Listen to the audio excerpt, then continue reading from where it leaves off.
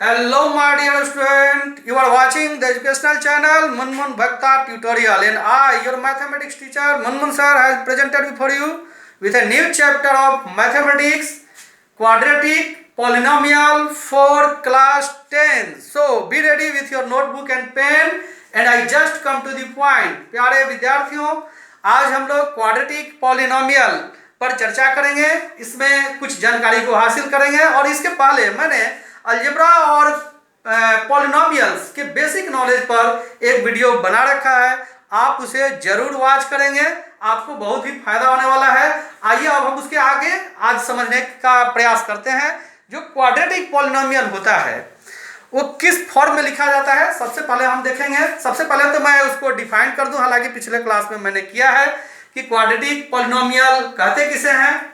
A polynomial of degree 2 is called quadratic polynomial. वैसे सभी polynomials जिसका पावर 2 होता है उसे हम क्वाड्रेटिक पॉलिनोमियल कहते हैं।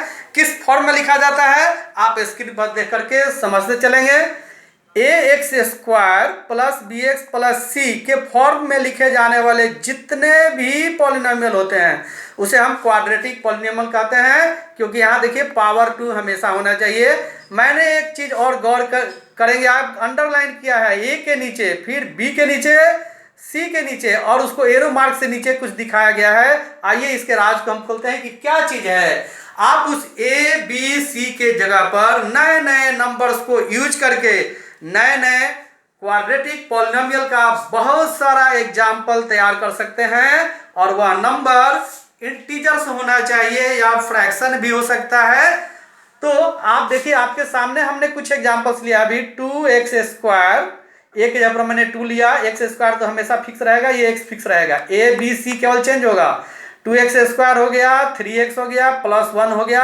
और साथ ही साथ यहाँ एक चीज समझेंगे, आपको एक चीज निकालना होता है कि क्वाड्रेटिक पॉलिनोमियल में a b और c का वैल्यू क्या है। तो वो बहुत ही आसान है। आपने अभी देखा कि a b c के जगह पर जो हम नंबर यूज कर रहे हैं वही तो a b c का वैल्यू हो जाएगा। तो आप राइट साइड में देख सकते हैं, मैंने लिखा है here a is equal to 2 because here 2 and b is equal to 3, b is equal to 3 and c is equal to -1, sorry -1 नहीं +1, ये +1 है। फिर आगे नेक्स्ट एग्जांपल में देखिए 5x square plus 2x minus 3, a b c का value निकालें आप। देखिए a इक्वल टू यहाँ पर 5 हो गया, यहाँ से देख लीजिए आप, b का वैल्यू क्या हो गया 2 हो गया, c का वैल्यू -3 हो गया, आप देख रहे हैं स्क्रीन पर। फिर थर्ड एग्जाम्पल है 6x square minus 7x minus 3, a का वैल्यू हो गया 6, b का वैल्यू हो गया -7 और c का वैल्यू हो गया है -3। लेकिन एक और एग्जाम्पल पर जरा गौर करेंगे, -8x प्लस 4√3 और प्लस √3x स्क्वायर, क्या यहाँ भी फर्स्ट टर्म वाला हमारा ये होगा? तो बिल्कुल नहीं। थोड़ा सा हम आपको अब यहाँ डीप ले जाएंगे। आप ए बी सी को अच्छी तरह से समझने के लिए एक चीज को नोट करें दिमाग में, जो एक्स स्क्वायर का कोएफिशिएंट होता है वह ही ए होता है। यह नहीं कि जो फर्स्ट टर्म में लिखा है वो ए हो गया, सेकंड टर्म पर जो लिखा है वो बी हो गया और थर्ड टर्म पर जो लिखा है वो सी हो गया। ऐसा कभी नहीं याद रखेंगे। आप गौर करेंगे पहले के तीनों एग्जांपल्स में एक्स स्क्वायर को मैंने फर्स्ट टर्म में लिखा है, शुरू में लिखा है, इसलिए वो ए हो रहा था। लेकिन अभी जो मैंने एक एग्जांपल लिया है उसमें आपको देखना है कि एक्स स्क्वायर वाला कहाँ लिखा हुआ है। अगर जिस टर्म पर भी हो, फर्स्ट सेकंड थर्ड, जहां भी हमें एक्स स्क्वायर को ढूंढना है, एक्स स्क्वायर के साथ जो नंबर जुटा हुआ है वह ए का वैल्यू होगा, और एक्स के साथ जो उसका कोएफिशिएंट जुटा है वह बी का वैल्यू होगा। तो इस तरह से आप देखेंगे -8x और प्लस 4√3 प्लस √3x स्क्वायर में एक्स स्क्वायर यहाँ है, इसलिए ए का वैल्यू क्या हो गया √3। यहाँ मैंने लिखा है here a equal to √3। b क्या हो गया, हम x को ढूंढेंगे कहाँ है, ये x है, इसके साथ जो नंबर जुड़ा -8 तो b का वैल्यू हो गया -8 और c हमारा जो बच गया वो हो गया 4√3। Clear student? मैंने लिख भी दिया है, आप नोट कर सकते हैं स्क्रीन से clearly. Coefficient of x square is a, यानी कि जो एक्स स्क्वायर का कोएफिशिएंट होता है वह ही ए होता है और जो एक्स का कोएफिशिएंट होता है वह ही बी होता है। अब हम चर्चा करेंगे zeros of quadratic polynomial. Quadratic polynomial के जीरोज क्या कहे जाते हैं?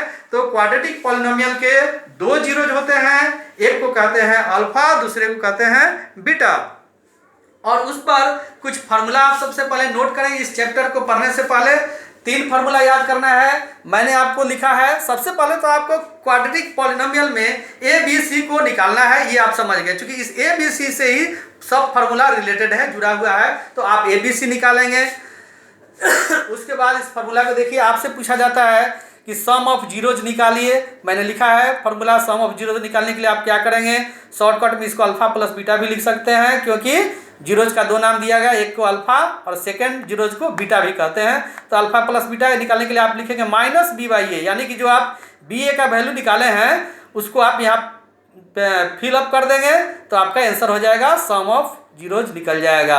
या सम ऑफ जीरोज के अल्फा प्लस बीटा के लिए हम ऐसे भी निकाल सकते हैं, minus coefficient of x by coefficient of x square, ऐसे भी निकाला जा सकता है। ये रिलेशन कोएफिशिएंट से वेरिफिकेशन करने में यूज किया जाता है। और नेक्स्ट फॉर्मूला है प्रोडक्ट ऑफ जीरोज, यानी कि अल्फा इंटू बीटा भी लिख सकते हैं। इक्वल टू कैसे होता है, सी बाई ए को लिख देंगे तो आपका ये प्रोडक्ट निकल जाएगा। और रिलेशन वेरीफाइड करने के लिए हम ये फार्मूला याद करते हैं, constant term by coefficient of x square. Clear student? और एक थर्ड फार्मूला की तरफ बढ़ते हैं, वह है क्वाड्रेटिक पॉलिनोमियल हम कैसे निकालते हैं। अगर हमें जीरोज मालूम हो जाए तो सबसे पहले हम उसका सम एक बार निकाल देंगे, दूसरी बार उसका प्रोडक्ट निकाल देंगे, उसके बाद इस फार्मूला को अप्लाई करेंगे। Quadratic polynomial p x is equal to x square minus, देखिए अल्फा प्लस बीटा, यानी कि सम ऑफ जीरोज यहाँ भरेंगे और into x plus alpha into beta, इस फार्मूला पर सेट करके। और पहले तो हमें ये निकालना पड़ेगा, जब भी हमको निकालना होगा क्वाड्रेटिक पॉलिनोमियल तो उसमें से सम ऑफ जीरोज निकालना होगा, प्रोडक्ट ऑफ जीरोज निकालना होगा, फिर इस फार्मूला में लिख करके उसको हम बैठा देंगे, सेट कर देंगे। अब आइए इन चीज़ों का यूज करके हम कुछ क्वेश्चन को सॉल्व करते हैं। मैंने स्क्रीन पर आपको दिखाने के लिए लिख रखा है पहले से कि ये क्वेश्चन है, find the zeros of the following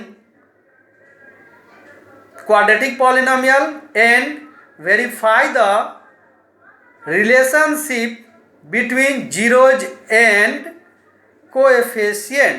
ये क्वेश्चन आपके बुक्स में भी है, और चाहे जो भी आप बुक पढ़ते हो, एनसीईआरटी पढ़ते हो, आर एस अग्रवाल का पढ़ते हो, और या शर्मा के कहता है वो पढ़ते हो, या भारती भवन वगैरह, जो भी चाहे जिस स्कूल के हो, आप जिस बोर्ड से पढ़ते हो, ये क्वेश्चन अगर है क्वाड्रेटिक पॉलिनोमियल पर तो आप उसको सॉल्व करेंगे अपने बुक से।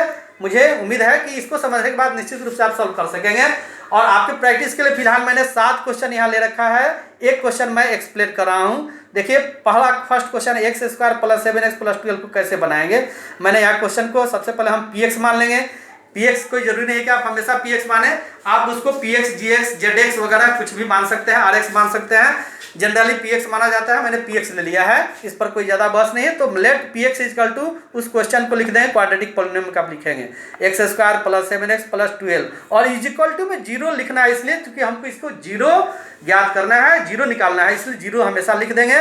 उसके बाद इसको फैक्टराइज करेंगे। फैक्टराइज पिछले क्लास में आप पढ़ चुके हैं कि क्लास 8 से ही पढ़ते हैं, इसलिए मुझे ये नहीं बताना है। तो इसको जब फैक्टराइज करेंगे तो 7x हमारा टूट जाएगा, x square plus 3x plus 4x, और ये इजकल टू 12 हो जाएगा, क्योंकि 3 और 4 इजकल टू 7 होता है, और उसके लिए जो कंडीशन है 3 4 या 12 होना चाहिए। तो इस कंडीशन पर हम इसको तोड़ते हैं, तो ये 7x हमारा 3x प्लस 4x में टूट गया।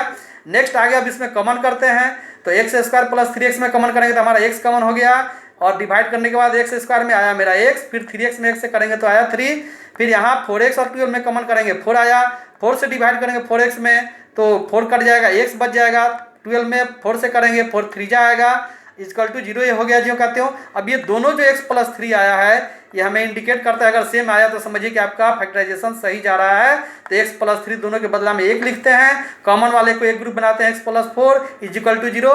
यहाँ से जैसे अब x प्लस 3 को हम छाटेंगे तो 0 बाई एक्स प्लस 4 होकर के ये 0 बन जाएगा, और x छाटेंगे तो ये -3 आ जाएगा।